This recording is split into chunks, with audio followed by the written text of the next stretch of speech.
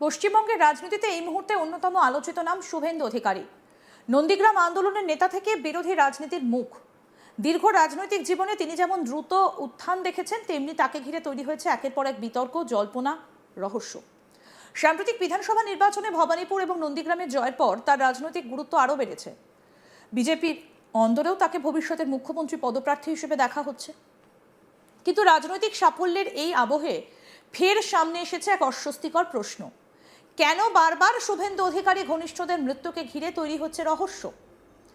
সব থেকে সাম্প্রতিক ঘটনা তার ব্যক্তিগত সহকারী চন্দ্রনাথ রথের শেষ হয়ে যাওয়া। মাঝ রাস্তায় মোটর বাইকে এসে গুলি চালিয়ে শেষ করে দেওয়া হয় তাকে। এই ঘটনার পর ফের আলোচনায় উঠে এসেছে অতীতের আরও কয়েকটা মৃত্যু, যেগুলোর সঙ্গে কোনো না কোনোভাবে জড়িত ছিল শুভেন্দুর নাম বা তার ঘনিষ্ঠ মহল। প্রশ্ন উঠছে, এগুলো কি নিছকই কাকতালীয় ঘটনা, নাকি এর পেছনে রয়েছে আরো গভীর কোনো অজানা রাজনৈতিক বা ব্যক্তিগত সংঘাত? রাজনীতির দুনিয়ায় একজন ব্যক্তিগত সহকারী বা পিএর ভূমিকা অত্যন্ত গুরুত্বপূর্ণ। একজন নেতা কোথায় যাচ্ছেন, কার সঙ্গে বৈঠক করছেন, কোন ফাইল কোথায় যাচ্ছে, কোন ফোন কল গুরুত্বপূর্ণ, প্রায় সব কিছুরই খবর তিনি জানেন। একজন ব্যক্তিগত সহকারীর কাজের মধ্যে থাকে নেতার মিটিং, সফরের সময়সূচি তৈরি করা, ফোন কল, ইমেল সামলানো, গুরুত্বপূর্ণ নথিপত্র সংরক্ষণ করা, বিভিন্ন রাজনৈতিক এবং প্রশাসনিক যোগাযোগ বজায় রাখা এবং নেতার দৈনন্দিন কার্যকলাপের সমন্বয় করা। অর্থাৎ নেতার রাজনৈতিক এবং ব্যক্তিগত জীবনের বহু খুঁটিনাটি তথ্যের সবথেকে কাছের সাক্ষী হয়ে ওঠেন এই ব্যক্তিরাই। আর সেই কারণেই শুভেন্দু অধিকারীর একাধিক ঘনিষ্ঠ সহযোগীর অস্বাভাবিক মৃত্যু এখন নতুন করে রাজনৈতিক মহলে আলোচনার একেবারে কেন্দ্রবিন্দুতে। 2013 সালে কলকাতা স্ট্যান্ড রোড থেকে উদ্ধার হয় প্রদীপ ঝাঁর দেহ। প্রদীপ ঝা ছিলেন শুভেন্দু অধিকারী ঘনিষ্ঠ সহযোগী এবং একসময় তার ব্যক্তিগত সহকারী হিসেবেও কাজ করতেন। বিশেষ করে 2011 সালে বিধানসভা নির্বাচনে হলদিয়া ও নন্দীগ্রামে শুভেন্দুর নির্বাচনী কার্যকলাপ সামলানোর দায়িত্বে ছিলেন তিনি। রাজনৈতিক মহলে তখন কানাঘুষো ছিল দলীয় অভ্যন্তরীণ কোন্দলের কারণে কিছুদিন আগে শুভেন্দুর অফিস থেকে দূরে সরে গিয়েছিলেন প্রদীপ। আর ঠিক তার কিছুদিনের মধ্যেই আসে মৃত্যুর খবর। পুলিশের প্রাথমিক তদন্তে দাবি করা হয়েছিল তার পাকস্থলীতে প্রায় 700 মিলি অ্যালকোহল ছিল। খাবারের কণা শ্বাসনালীতে আটকে গিয়েছিল এবং ঠোঁটে সামান্য আঘাতের চিহ্ন পাওয়া গিয়েছিল। তদন্তকারীদের অনুমান ছিল অতিরিক্ত মদ্যপানের পর শারীরিক জটিলতার কারণেই মৃত্যু হতে পারে। কিন্তু এই ব্যাখ্যায় সন্তুষ্ট ছিলেন না প্রদীপ ঝার পরিবার। তার মা সরাসরি অভিযোগ করেছিলেন এটা স্বাভাবিক ঘটনা নয়, বরং পরিকল্পিত হত্যাকাণ্ড।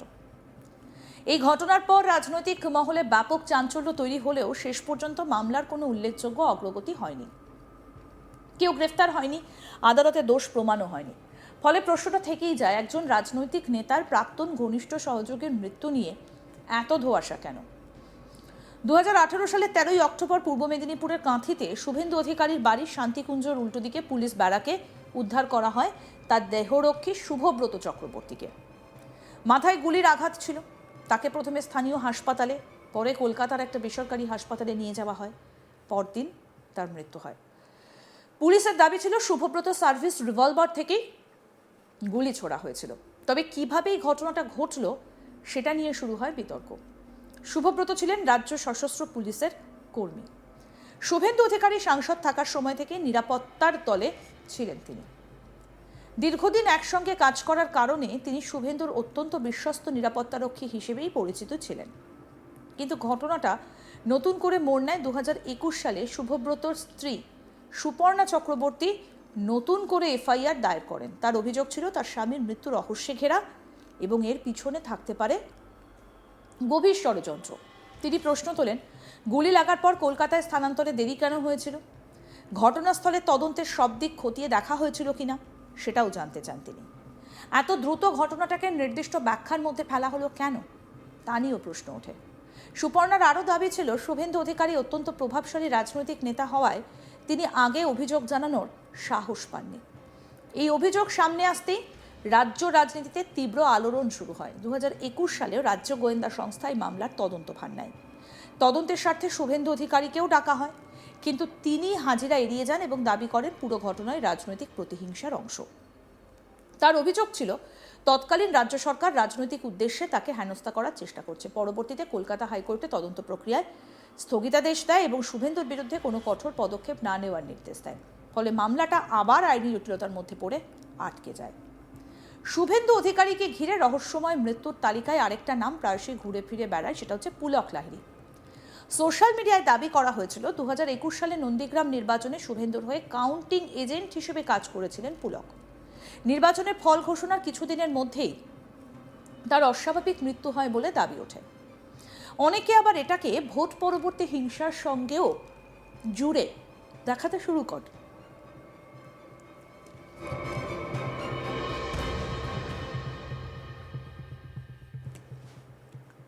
কিন্তু আশ্চর্যের বিষয়, মূল ধারার সংবাদ মাধ্যমে এই ঘটনার নির্ভরযোগ্য তথ্য প্রায় নেই বললেই চলে। পুলিশের নথি বা সরকারের বিবৃতিতেও স্পষ্ট তথ্য পাওয়া যায়নি। ফলে প্রশ্ন উঠছে, আদৌ কি এমন কোনো ঘটনা ঘটেছিল, নাকি রাজনৈতিক প্রচারের অংশ হিসেবে সোশ্যাল মিডিয়ায় এই বয়ান ছড়ানো হয়েছিল? এই ধোঁয়াশাই আরও রহস্যকে বাড়িয়ে দিয়েছে। সবথেকে সাম্প্রতিক এবং সবচেয়ে চাঞ্চল্যকর ঘটনা ঘটেছে উত্তর 24 পরগনার মধ্যমগ্রামে। বুধবার রাতে দোহারিয়া এলাকায় শেষ হয়ে যান শুভেন্দু অধিকারীর ব্যক্তিগত সহকারী চন্দ্রনাথ রথ।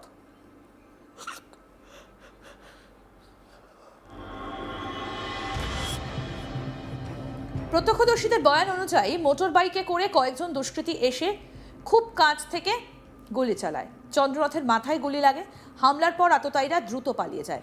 ঘটনায় গুরুতর জখম হন গাড়ি চালক এবং আরও এক সহযোগী। সবচেয়ে নাটকীয় বিষয়, আহত অবস্থায় প্রায় 1 কিলোমিটার গাড়ি চালিয়ে চন্দ্রনাথকে হাসপাতালে নিয়ে যান চালক। পরে মধ্যমগ্রামের একটা বেসরকারি হাসপাতালে চিকিৎসকেরা তাকে মৃত ঘোষণা করেন। এই হত্যাকাণ্ডের পরে রাজনৈতিক চাপানোতো শুরু হয়ে যায়। চন্দ্রনাথ রথ খুনের পর শুভেন্দু অধিকারী সরাসরি দাবি করেন এই হত্যার পেছনে রাজনৈতিক কারণ থাকতে পারে।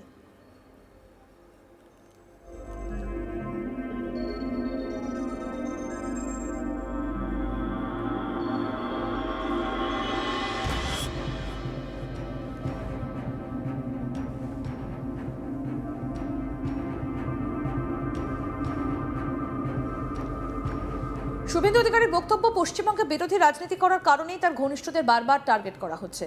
বিজেপির একাংশের দাবি, রাজ্যের বর্তমান রাজনৈতিক পরিস্থিতিতে বিরোধী নেতাদের ঘনিষ্ঠদের নিরাপত্তা নিয়েও প্রশ্ন উঠছে।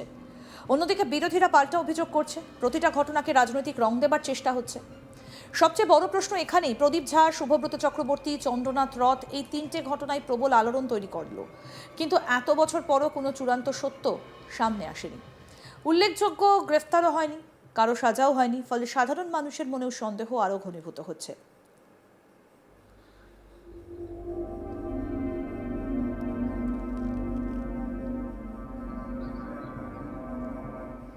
আরও আপডেট পেতে দেখতে থাকুন আজ তাক বাংলা। সাবস্ক্রাইব করুন, নোটিফিকেশন পেতে বেল বাটন অপশন প্রেস করুন।